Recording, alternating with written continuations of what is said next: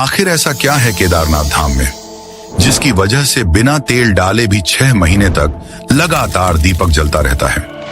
आखिर क्यों महादेव ने अपने भक्त के लिए 6 महीनों को सिर्फ एक रात में ही तब्दील कर दिया था?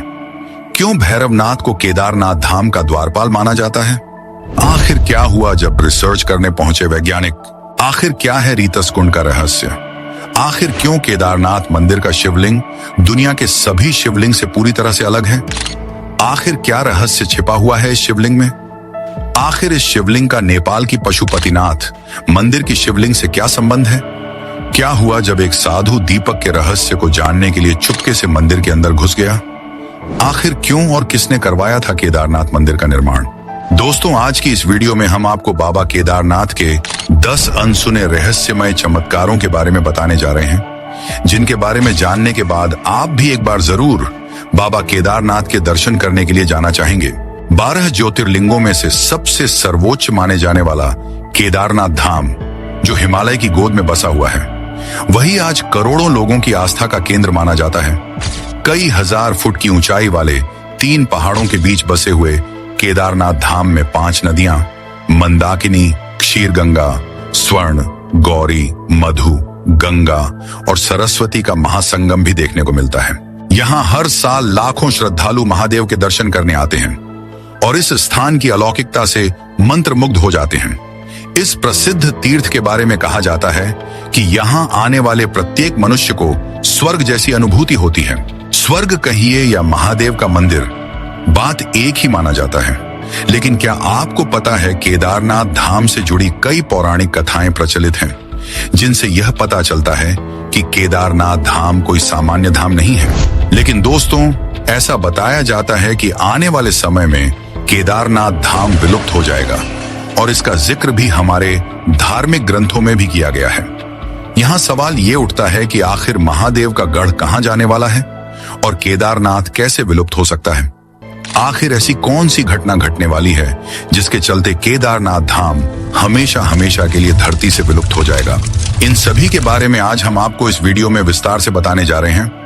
साथ ही इस मंदिर के कई ऐसे रहस्य हैं जिनके बारे में शायद ही कोई जानता होगा, उनसे भी आज हम आपको रूबरू करवाने वाले हैं। इसलिए दोस्तों, ये वीडियो काफी इंटरेस्टिंग होने वाली है।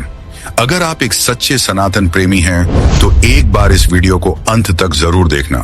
नंबर 1, मंदिर में इस्तेमाल किए गए पत्थरों का रहस्य।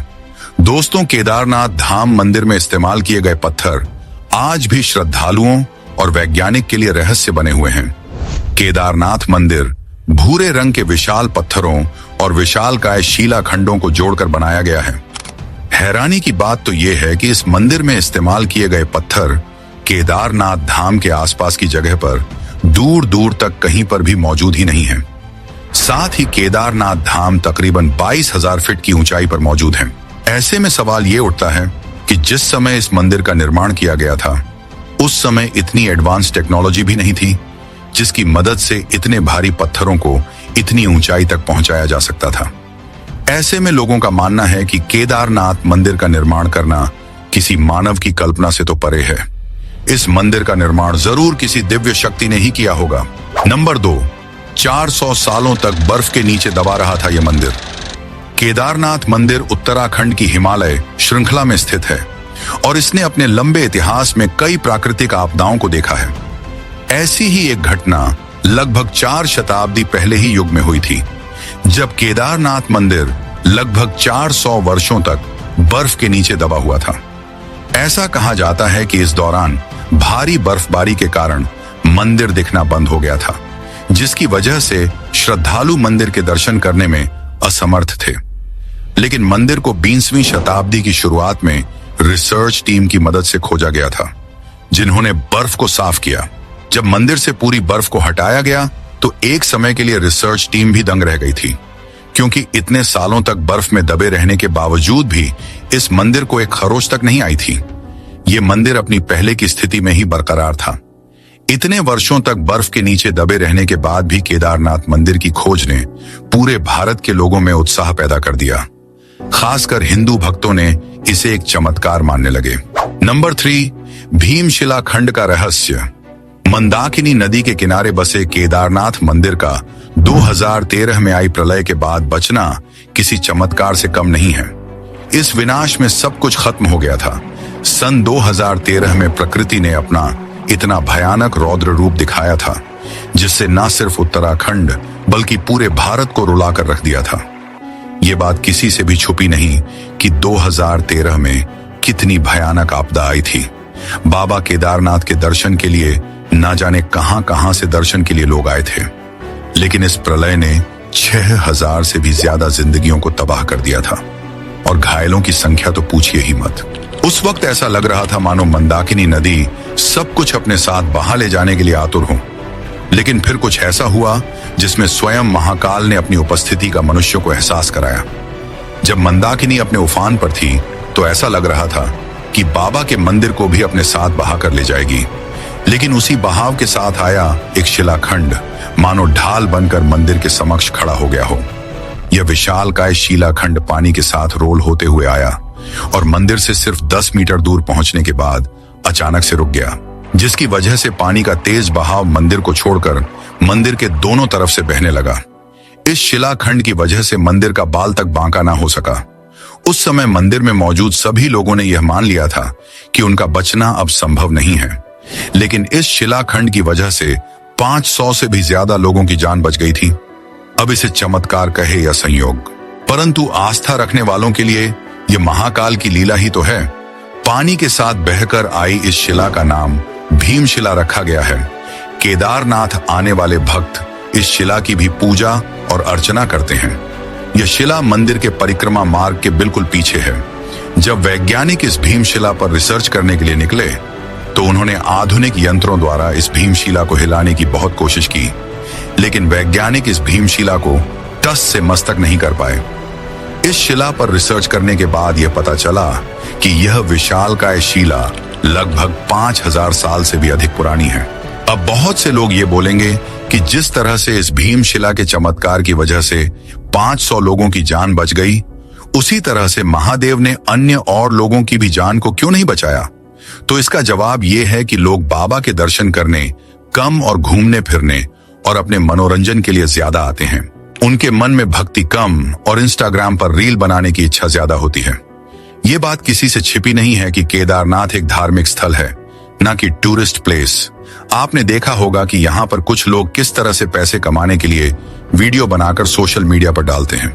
यहाँ पर वह लोग भी अपनी झूठी भक्ति दिखाने के लिए आते हैं जो दिन रात सोशल मीडिया पर मुर्गा और बकरे चबाते रहते हैं। नंबर 4, आने वाले समय में केदारनाथ के लुप्त होने का रहस्य। दोस्तों, करोड़ों लोगों की श्रद्धा से जुड़े हुए केदारनाथ धाम को लेकर एक बहुत ही बड़ी भविष्यवाणी की गई है, जिसके अनुसार आने वाले समय में केदारनाथ धाम हमेशा हमेशा के लिए इस पृथ्वी से गायब हो जाएगा। हमारे सनातन धर्म के ऐसे बहुत से ग्रंथ हैं जिसमें इस बात का जिक्र मिलता है कि जिस दिन नर या नारायण पर्वत आपस में मिल जाएंगे, उस दिन केदारनाथ धाम का शिवलिंग गायब हो जाएगा। इसके बाद एक बार फिर से केदारनाथ धाम में काफी तेज प्रलय आएगी और केदारनाथ धाम पूरा बर्फ में दब जाएगा। अब बहुत सारे लोगों का कहना है कि यह मंदिर पहले भी हिमयुग के समय 400 साल तक बर्फ के नीचे दबा हुआ रहा था, तब भी इसका कुछ नहीं हुआ, तो आगे भी कुछ नहीं होगा। अब ये तो वक्त ही बताएगा, लेकिन लोगों की आस्था का ये प्रमुख केंद्र बहुत ही अनोखी तकनीक के साथ बनाया गया है, जो आज भी सुरक्षित है। नंबर 5, उदक कुंड का रहस्य। केदारनाथ मंदिर के दक्षिण में स्थित उदक कुंड का अत्यधिक आध्यात्मिक महत्व माना जाता है। भक्तों का कहना है कि जो कोई भी उदक कुंड का पवित्र जल पिएगा, वह हमेशा के लिए जन्म और मृत्यु के चक्र से मुक्त हो जाएगा। माना जाता है कि इस जल में शुद्धिकरण की क्षमता होती है। शिव पुराण के केदार खंड के अनुसार उदक कुंड का जल 5 महासागरों का मिश्रण है। दोस्तों, आपकी जानकारी के लिए बता दें कि 2013 से पहले केदारनाथ धाम में 5 कुंड हुआ करते थे, लेकिन 2013 के बाद 3 कुंड गायब हो गए हैं। केवल उदक कुंड और रेत्स कुंड को छोड़कर वैज्ञानिक आज भी बचे हुए 3 कुंडों को नहीं खोज पाए हैं। नंबर 6, रेतस कुंड का रहस्य। केदारनाथ मंदिर से करीब 500 मीटर की दूरी पर सरस्वती नदी के तट पर रेतस कुंड स्थित है। ये कुंड बड़ा ही रहस्यमयी है।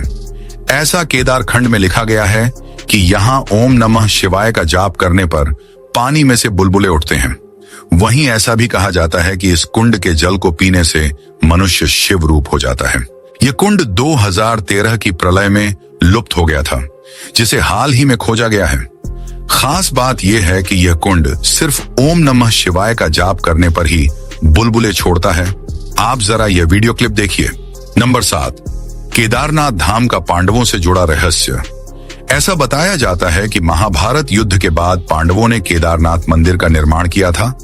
ऐसा माना जाता है कि अपने ही भाइयों की हत्या करने के बाद पांडवों ने फैसला किया था कि वे अपने पापों का प्रायश्चित करेंगे। इसके लिए वे केदारनाथ धाम पहुंचे, जहां भगवान शिव से क्षमा मांगने के लिए सभी पांडव उन्हें खोजने लगे। लेकिन भगवान शिव उन्हें माफ नहीं करना चाहते थे, इसीलिए वह बैल के रूप में छिप गए। लेकिन जब भीम ने उन्हें पहचान लिया और उन्हें छूने का प्रयास किया, तो भगवान शिव 5 अलग अलग स्थानों केदारनाथ, रुद्रनाथ, तुंगनाथ, मध्यमहेश्वर और कल्पेश्वर में बिखर गए और गायब हो गए, जिन्हें अब पंच केदार के नाम से जाना जाता है। बाद में पांडवों ने भगवान शिव को मना लिया था और कहा जाता है कि केदारनाथ मंदिर का निर्माण पांडवों ने ही करवाया था। नंबर 8, 6 महीने के लिए बंद होता है केदारनाथ धाम। दोस्तों, केदारनाथ धाम हिंदुओं की सबसे बड़ी आस्था का केंद्र माना जाता है। इसके बावजूद भी केदारनाथ धाम को 6 महीने के लिए ही खोला जाता है और 6 महीने यह बंद पड़ा रहता है। केदारनाथ मंदिर के कपाट बंद होने के बाद बाबा केदारनाथ की पंचमुखी डोली ऊखी मठ के ओंकारेश्वर मंदिर तक बड़े ही धूमधाम के साथ निकाली जाती है। इस दौरान भक्तगण बाबा केदारनाथ के अगले 6 महीनों तक ऊखी मठ के ओंकारेश्वर मंदिर में दर्शन कर सकते हैं और भाई दूज वाले दिन ही केदारनाथ धाम के कपाट बंद कर दिए जाते हैं, जहां उन्होंने भगवान शिव के मंदिर का निर्माण किया। इसके बाद उन्होंने यहीं पर अपने पितरों का तर्पण किया था। इसके बाद ही उन्हें स्वर्ग की प्राप्ति हुई। कहते हैं कि जिस दिन पांडवों ने अपने पूर्वजों का तर्पण किया था, वो भाई दूज का ही दिन था, इसलिए तब से इसी दिन केदारनाथ के कपाट बंद होने लगे। वहीं इसके पीछे का दूसरा कारण यह बताया जाता है कि भाई दूज के दिन से ही शीतकाल का आरंभ होता है। इस दौरान हिमालय क्षेत्र में रहना बहुत मुश्किल होता है। ऐसे में भक्तों को किसी भी तरह की परेशानी ना हो, इसलिए जब तक शीतकाल रहता है तब तक मंदिर के कपाट बंद कर दिए जाते हैं। नंबर 9, जलते हुए दिए का रहस्य। जब केदारनाथ मंदिर के कपाट बंद किए जाते हैं, उससे पहले पुजारी विग्रह और दंडी को नीचे ले जाते हैं। इसके बाद मंदिर परिसर की सफाई करके वहां एक दीपक जला देते हैं। हैरानी की बात यह है कि मंदिर 6 महीने बंद रहने के बावजूद इसके दोबारा खोलने पर भी दिया वैसे ही जलता हुआ दिखाई देता है। मंदिर में एक छोटा सा दिया पूरे 6 महीने तक लगातार कैसे जलता रहता है, इस बात को लेकर सभी हैरान हैं, लेकिन सब लोग इसे साक्षात महादेव का चमत्कार ही मानते हैं। नंबर 10, क्या हुआ जब एक साधु 6 महीने के लिए केदारनाथ मंदिर के अंदर बंद हो गया। एक बार एक साधु केदारनाथ मंदिर में 6 महीने तक दीपक के जलने के रहस्य को जानने के लिए चुपके से खाने के लिए कुछ फलों के साथ मंदिर के अंदर ही रह जाता है। इसके बाद मंदिर के द्वार बंद हो जाते हैं। साधु भगवान से बोलता है, क्षमा करें भगवान, मैं रहस्य जानना चाहता हूं। और जैसे जैसे दिन बीतते हैं और धीरे धीरे फल खत्म हो जाते हैं, साधु भूख से बहुत परेशान होने लगता है। साधु अपने साथ लाए गए फलों से केवल 4 दिनों तक ही अच्छे से गुजारा कर पाता है, लेकिन इसके बाद फल खत्म हो जाते हैं। अब साधु के पास खाने के लिए कुछ भी नहीं बचा था और अब वह भूख के मारे तड़पने लगा था। निराश होकर साधु कहता है, हे प्रभु, क्या मैं अब यहीं पर मर जाऊंगा। थक हार कर फिर साधु की नींद लग जाती है, लेकिन जब साधु उठा तो उसे कुछ ऐसा दिखा जिसे देखकर उसके होश उड़ गए। उसने देखा कि उसके आसपास ताजे फल बिखरे पड़े हैं, दीपक भी जल रहा है और तेल से भरा हुआ है। इसके बाद साधु की ऐसी नींद लगती है कि वह 6 महीने बाद ही खुलती है। 6 महीने बीत जाते हैं और फिर मंदिर के द्वार खुलते हैं। तब लोग हैरान होकर बोलते हैं, ये साधु कौन है। साधु कमजोर आवाज में बोलता है, मैंने भगवान का चमत्कार देखा है। सीसीटीवी कैमरा की फुटेज देखने पर पता चलता है कि कोई अदृश्य शक्ति फल लाती थी और दीपक में तेल डालती थी। तो दोस्तों, ये थे केदारनाथ मंदिर से जुड़े हुए कुछ अनोखे रहस्य, जिनके बारे में आज आपको इस वीडियो में जानने को मिले। उम्मीद करते हैं आपको यह वीडियो पसंद आई होगी। हमारा आपसे अनुरोध है कि आप इस वीडियो को अपने परिवारों के साथ देखिए, जिससे सभी को केदारनाथ से जुड़े रहस्य जानने को मिले। कुछ भी कहो, लेकिन केदारनाथ धाम में स्वयं महादेव विराजमान है। इस बात को हर साल वहां जाने वाले लाखों श्रद्धालु मानते हैं। वैसे आपका इस विषय पर क्या मानना है? कमेंट बॉक्स में अपनी राय जरूर दें।